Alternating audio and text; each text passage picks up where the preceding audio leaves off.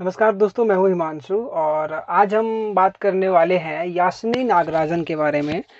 Although ये थोड़ी पुरानी स्टोरी है, कुछ समय पहले की है, लेकिन वर्थ शेयरिंग है क्योंकि मुझे लग रहा है कि ये ऐसी स्टोरी है जैसे कि मैंने पढ़ा है इसको और मुझे काफ़ी अच्छा लगा, काफ़ी प्रभावित लगा, प्रभावित हुआ मैं इनकी कहानी सुन के।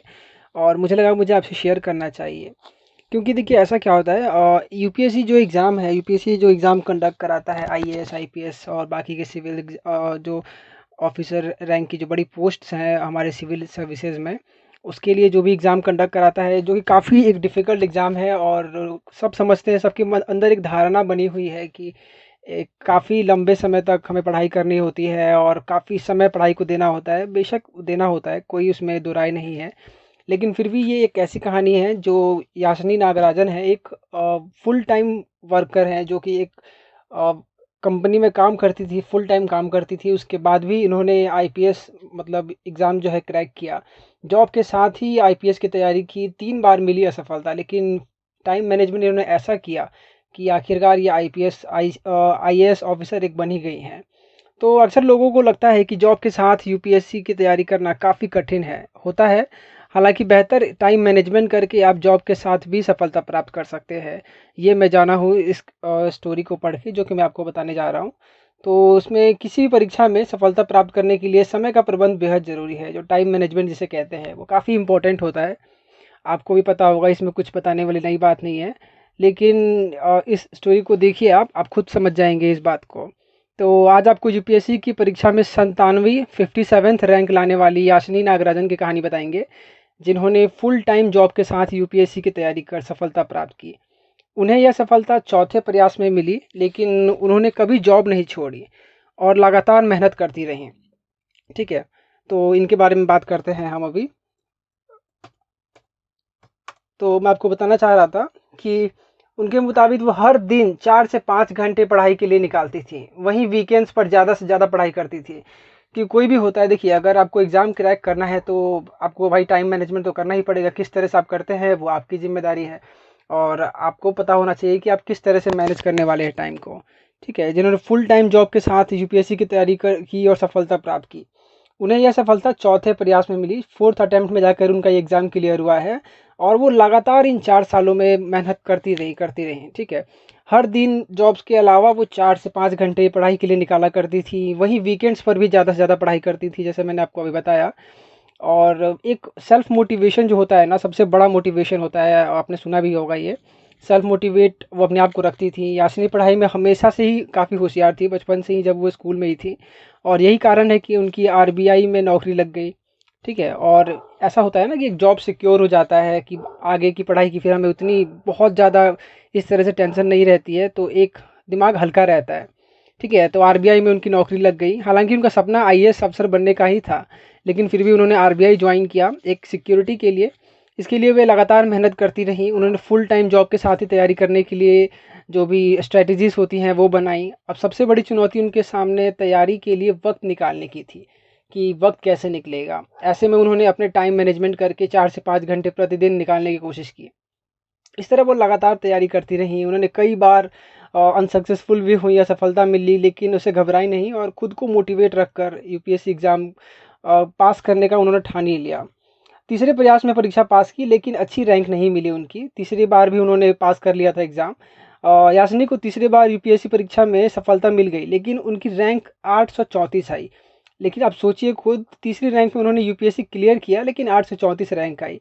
इससे वो सेटिस्फाई नहीं थी बिल्कुल। जिसका मन हो जाता है एक बार आईएएस में जाना, तो वो उसमें जाकर ही फिर वो सेटिस्फैक्शन मिलता है, जो जॉब सेटिस्फैक्शन एक होता है।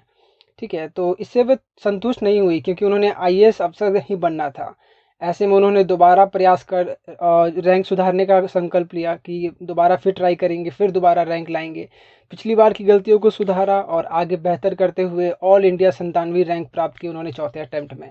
इस तरह चौथी बार में उनका आईएएस अफसर बनने का सपना पूरा हो गया। याशिनी कहती हैं कि अगर आप इस परीक्षा में सफल होना चाहते हैं तो आपको लगातार मेहनत ही करनी होगी, और अपनी जो स्ट्रेटजीज हैं आपकी, वो काफ़ी एक फोकस्ड स्ट्रेटजी आपको बनानी होगी कि किस तरह से आप वो स्ट्रेटजी बना रहे हैं, कैसे उसको फॉलो कर रहे हैं आप।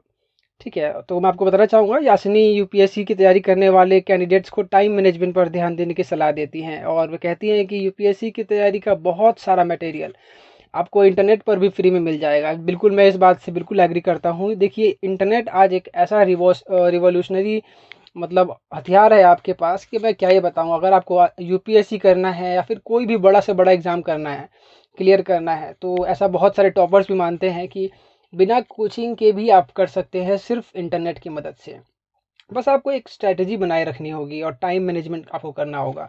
सिलेबस को कई बार दोहराएं, बार बार देखें, बार बार देखें, बार बार पढ़ें उसको, अपनी कमजोरियों को पहचानें, उस पर काम करें। वे कहती हैं कि इन सभी चीज़ों को ध्यान में रखकर ही परीक्षा में सफलता प्राप्त कर सकते हैं। ये सब मेरे नहीं है, ये सब जो मैं आपको बता रहा हूँ इनके ही हैं, और यही इस तरह की सलाह आपको दे दिए कि इस तरह से आप सक्सेस प्राप्त कर सकते हैं यूपीएससी में। जॉब के साथ साथ आप किस तरह से पढ़ाई कर सकते हैं, ठीक है।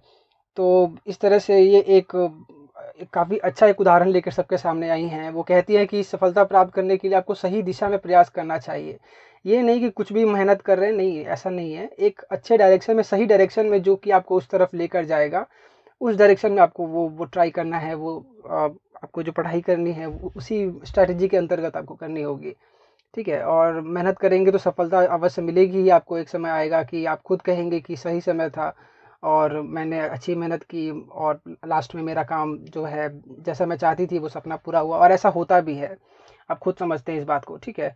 तो किस तरह से एक छोटे से गांव से, छोटे से घर से, किस तरह से एक साधारण लड़की जो कि बहुत ज़्यादा अमीर या बहुत ज़्यादा इस तरह से कुछ नहीं, लेकिन फिर भी इन्होंने इतनी जॉब करके, मेहनत करके, दोबारा से तिबारा चौथे बार करके 4 बार, मतलब सोचिए कोई बंदा 4 बार ट्राई कर रहा है, फेल हो रहा है, ट्राई कर रहा है, फिर 4th टाइम में जाकर उनका ये सिलेक्शन सफल हो पाया है। ऐसे और भी बहुत सारे टॉपर्स हैं जिनको देखकर आप मोटिवेट हो सकते हैं, जो कि काफ़ी एवरेज से अपने एकेडमिक लाइफ में 10th हो, 12th हो, काफ़ी काफ़ी एवरेज थे। 60% 65% लाने वाले लोग भी काफ़ी अच्छी खासी रैंक लेकर आ जाते हैं। तो बस आपको डिमोटिवेट नहीं होना है, एक आपको एम डिसाइड करना है, फिर उसको फॉलो करने के लिए एक स्ट्रैटेजी बनानी होगी, और उस स्ट्रैटेजी को किस तरह से आप आगे सक्सेस करेंगे, अचीव करेंगे, उसके लिए एक टाइम मैनेज आपको करना होगा। टाइम मैनेजमेंट आपको एक बनाना होगा, और फिर तभी जाकर वो आप कर पाएंगे काफ़ी अच्छे से। तो चलिए, ये काफ़ी अच्छा लगा मुझे देखकर, सोचा आपसे शेयर करूं इसके बारे में, याशिनी नागराजन के बारे में। तो आप चाहें तो जाकर देख सकते हैं, इसकी काफ़ी जानकारी आपको यूट्यूब पर भी मिल जाएंगी, और काफ़ी जानकारी आपको गूगल पर भी मिलेंगी। तो बिल्कुल ध्यान दीजिए और देखिए इन सब चीज़ों को, काफ़ी मोटिवेट होंगे आप। तो अभी के लिए मैं चलता हूँ, फिर से मिलूंगा आपसे दोस्तों थोड़े समय में एक नई वीडियो के साथ। तब तक के लिए bye bye. Thank you so much guys.